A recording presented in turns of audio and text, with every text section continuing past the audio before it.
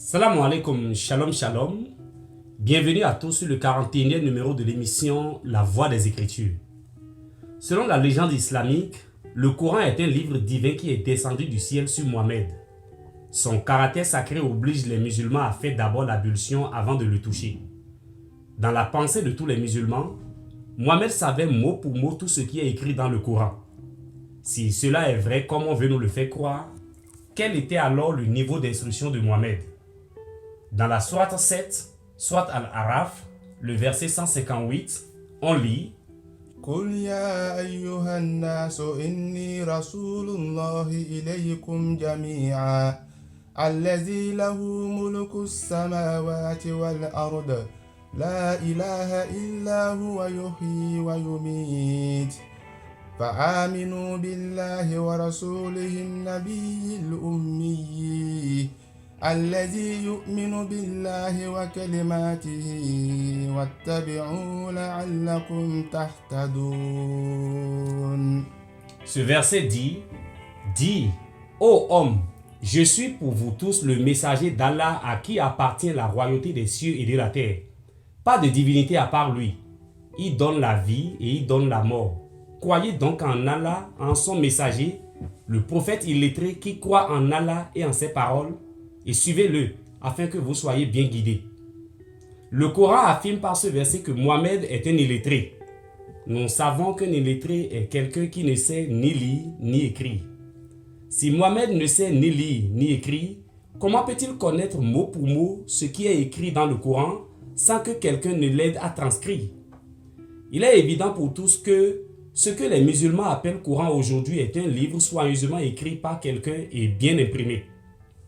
Qui est donc celui qui a mis par écrit les chapitres et les versets du Coran actuel? La sourate 7, le verset 158 nous dit que ce n'est pas Mohammed, puisqu'il ne sait ni lire ni écrire. Presque tous les musulmans savent que Mohammed ne sait ni lire ni écrire. Mais très peu se posent la question sur celui qui a mis par écrit les chapitres et les versets du Coran actuel. Chers musulmans, nous sommes dans le vif regret de vous annoncer que c'est un homme qui a rédigé tous les chapitres et les versets du Coran. Ce n'est ni Mohammed, encore moins Allah. Comme le Coran lui-même affirme que Mohammed n'est pas l'auteur de la transcription des chapitres et des versets du Coran, qui est donc cet homme dont on n'entend jamais parler et qui pourtant a permis aux musulmans d'avoir le Coran sous forme d'un livre écrit aujourd'hui? Nous avons connu ce grand homme qui a influencé le destin de toute la communauté musulmane dans les Sahih de l'imam Bukhari. Dans le tome 5, hadith numéro 7191, on découvre que celui qui a mis par écrit le Coran et en a fait un seul livre est bien Zayd ibn Thabit. Dans la communauté juive qui est la première à être instruite dans les lois de Dieu, la transcription de la parole d'un messager résulte de la compétence des scribes. Le travail des scribes est une science avec des lois et des principes pour une meilleure transcription sans altération des paroles du messager.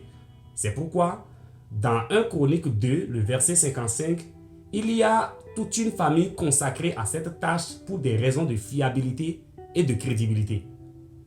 Qui était alors Zayd ibn Thabit pour avoir fait l'œuvre d'un scribe? Était-il un scribe professionnel habitué à une telle tâche? La réponse est non. Zayd ibn Thabit n'était pas un scribe. Il n'a ni appris ni exercé un tel métier. Mais alors, qui l'a obligé à faire un tel travail et pourquoi? En étudiant les livres sacrés de l'islam sunnite, on pouvait se rendre compte à quel point les musulmans ont été trompés au sujet du livre qu'ils appellent Coran aujourd'hui. Tout d'abord, de son vivant jusqu'à sa mort, Mohammed n'a laissé aucun livre à la communauté musulmane qui est supposé être le Coran en entier, comme on le voit aujourd'hui dans la main des musulmans. Donc, le livre que vous appelez Coran aujourd'hui, Mohammed lui-même ne l'a jamais vu. Mohammed recevait des révélations de la part d'un être étrange qui a tenté de l'étrangler à 3 reprises dès les débuts de la révélation. Comme Mohammed n'avait pas la notion de scribe et ne savait non plus lire ni écrire, il a adopté la technique de mémorisation et de récitation pour conserver ses révélations. Lui-même devrait mémoriser et réciter, et ses compagnons devraient faire de même. C'est la méthode qu'il a utilisée jusqu'à sa mort.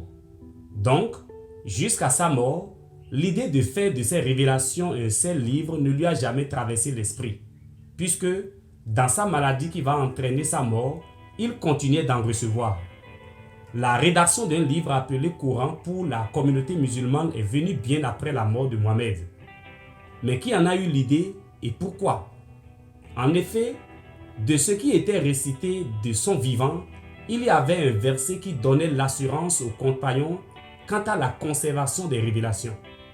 Il s'agit de la sourate 15, sourate Al-Hijr, le verset 9, qui dit Inna nahnu nazzalna az-zikr wa inna lahu lahafizun.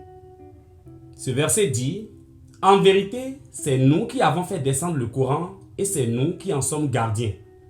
Dans ce verset, celui qui révélait le Coran à Mohammed affirme en être le gardien. Les compagnons de Mohammed prenaient celui qui parlait dans ce verset pour le Dieu infaillible. Pour eux, comme c'est Dieu lui-même qui affirme être le gardien du Coran, il est tout puissant pour tenir sa parole peu importe les circonstances. Leur confiance en Allah les a poussés à ne plus se soucier de la préservation du Coran. Allah en est le gardien. Après la mort de Mohammed, ses compagnons avaient d'autres soucis plus importants à gérer que la préservation du Coran. Dans Sahih Bukhari, tome 5, hadith numéro 7191, à la page 295, on lit « Après la mort du prophète, de nombreuses tribus refusaient de s'acquitter de la zakat et d'autres reniaient ouvertement leur foi. Abu Bakr, qui succéda au prophète en qualité d'imam de la communauté musulmane, dut combattre les apostats dont les tribus Yamama au sein desquelles se manifesta deux faux prophètes.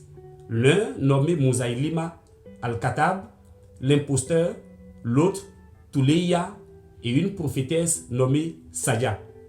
Les deux premiers furent combattus, la femme s'enfuit.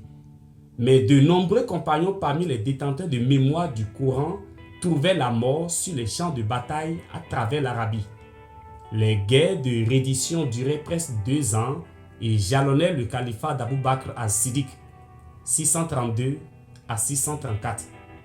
Dans ce récit, on voit bien que de son vivant, la religion musulmane était un contrat que Mohammed a fait avec beaucoup de tribus, moyennant un revenu qu'on devrait lui verser appelé zakat. Après sa mort, plusieurs tribus ont considéré que le contrat avec Mohammed et l'islam a pris fin et qu'ils étaient désormais libres de quitter l'islam.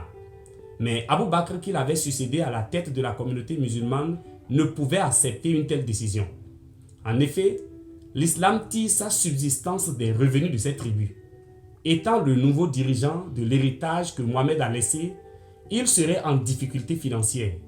C'est alors qu'il engagea une guerre civile, musulmans contre musulmans, pour ramener de force tous ceux qui sont en train de quitter l'islam. Or, parmi les vaillants hommes que Abu Bakr envoya au front, il y avait beaucoup qui ont mémorisé une bonne partie du Coran.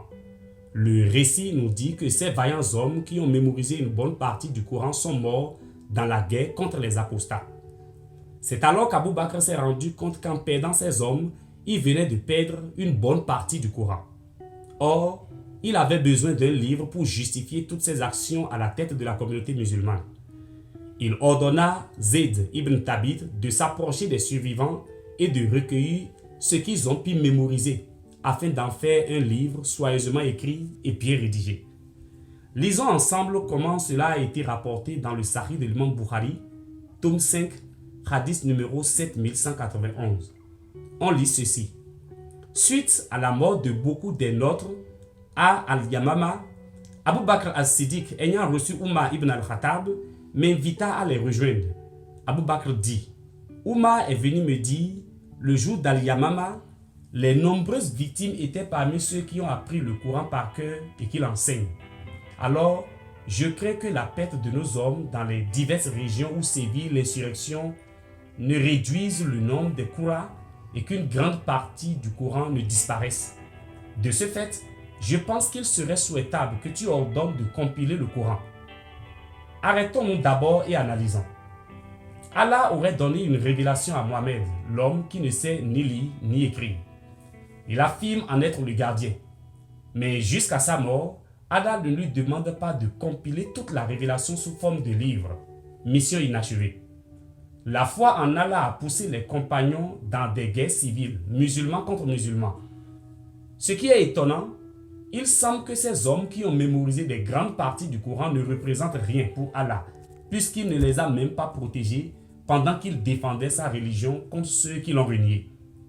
Malgré qu'ils ont mémorisé une grande partie du Coran et défendaient la cause d'Allah sur le champ de bataille, ceux qui ont quitté l'islam les ont vaincus et ils sont morts avec une grande partie du Coran. Il a fallu la vigilance d'un homme qui s'est rendu compte par la suite que s'il continuait à croire qu'Allah est le gardien du Coran, on risque de ne pas avoir le Coran sous forme de livre. La décision de compiler tout le Coran sous forme d'un livre vient des hommes. C'est donc un projet purement humain. Quelle a été la réaction de Zayd ibn Thabit à la demande d'Abu Bakr? La suite du hadith nous dit sa réponse. On lit « Je dis, et comment prendrais-je une telle initiative que l'envoyé d'Allah n'avait pas prise? Je jure par Allah que c'est une bonne action, répliqua Oumar. Et il persista à me convaincre jusqu'à ce qu'Allah me guida à me ranger de son côté. » Voilà les choses qu'on retrouve dans le livre des musulmans.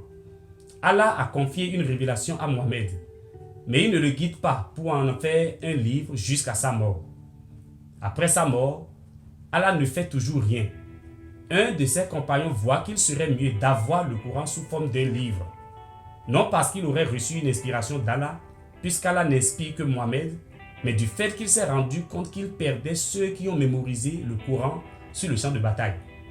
Il ordonne à Zayd ibn Thabit, qui refusa de prendre une initiative que Mohammed n'a pas prise de son vivant. C'est alors que Oumar lui jura et persista pour le convaincre, et Allah vient en dernière position le guider à accepter la décision de ces hommes. Donc, Allah n'a pas guidé Mohammed pour compiler le Coran. C'est Zayd ibn Thabit qui a reçu cette guidance après la mort de Mohammed, et cela après la persistance de Oumar. Nous venons de voir que la compilation du Coran sous forme d'un livre a été réalisée par Zayd ibn Thabit. Qui lui a demandé de faire ce travail? Les compagnons de Mohammed. Quand? Après la mort de Mohammed. Ce qui veut dire que Mohammed lui-même n'a pas eu l'occasion de vérifier et d'être d'accord avec le texte dont on prétend qu'il en est l'auteur. Dans le prochain numéro, nous verrons quelle a été la suite de cette affaire de compilation du Coran et comment cela est devenu un sujet de division au sein des compagnons de Mohammed. Mais en attendant le prochain numéro, réfléchissons un peu. C'est Mohammed qui a reçu les révélations du Coran, mais la compilation en un livre a été faite après sa mort. Cela veut dire qu'il n'a pas eu l'occasion de contrôler et de valider le travail de compilation avant que cela ne soit présenté à toute la communauté musulmane. Dans ce cas, comment voulez-vous que nous donnions une crédibilité à un travail que l'auteur lui-même n'a pas vu ni donné son approbation? Vous venez de suivre le 41e numéro de la Voix des Écritures depuis notre base. Nos nouveaux contacts sont plus 229 61 73 45 32. Shalom à tous et à très bientôt.